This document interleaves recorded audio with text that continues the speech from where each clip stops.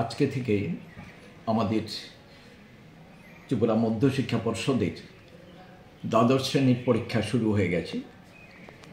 এবারকার পরীক্ষাতে আমাদের +2 স্টেজ মানে হায়ার সেকেন্ডারিতে মোট 25,345 জন ছাত্রছাত্রী পরীক্ষা দেবে। তার মধ্যে রেগুলার স্টুডেন্ট আছে 24,263 জন, কন্টিনিউড আছে 338 জন, কম্পার্টমেন্টাল আছে 525 জন, এক্সটার্নাল 192 জন, আর ইকুইভ্যালেন্স আরেকটা ক্যাটাগরি, এতে পরীক্ষা দেবে শুধু 3 জন, ইমপ্রুভমেন্টের জন্য পরীক্ষা দেবে 23 জন, আর সিঙ্গল সাবজেক্ট পরীক্ষা দেবে অনলি ওয়ান ক্যান্ডিডেট, একজন।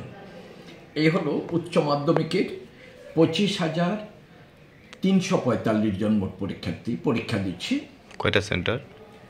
আর উচ্চ মাধ্যমিকের মোট সেন্টার আছে 60 আর ভেন্যু সহ নিয়ে সেন্টার এবং ভেন্যু একটু আলাদা, একটা সেন্টারের আন্ডারে কিছু ভেন্যু থাকে, তো মোট হচ্ছে 98টা জায়গায় কেন্দ্রে পরীক্ষা হচ্ছে আমাদের। সেন্টার 60 আর ভেন্যু 98, ভেন্যু সহ নিয়ে 98 উচ্চ মাধ্যমিকের।